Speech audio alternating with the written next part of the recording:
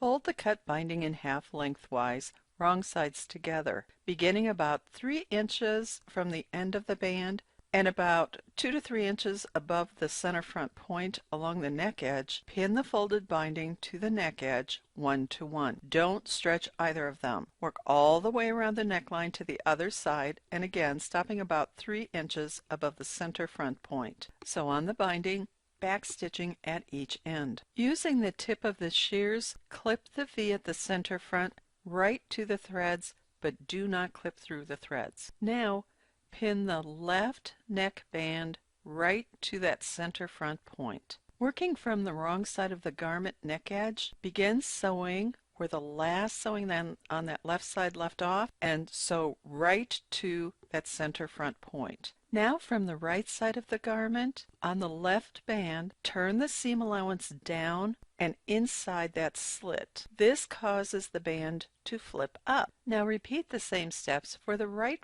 front side of the band, tucking it behind the left at the center front point. Be sure the band is neatly formed and place a pin at that center front to hold those band sections together. Flip the garment once more to the wrong side. On the remaining side to be sewn, pin the band and garment seam allowances together, catching the left band. Finish sewing the seam through all the layers.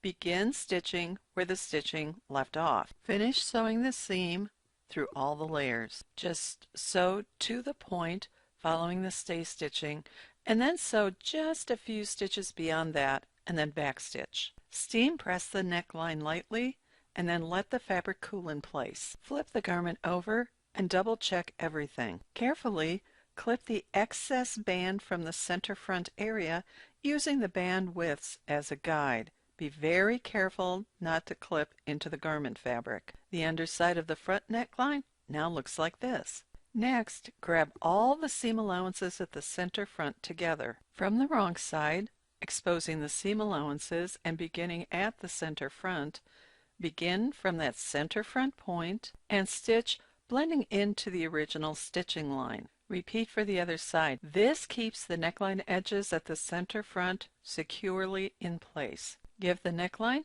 a final pressing.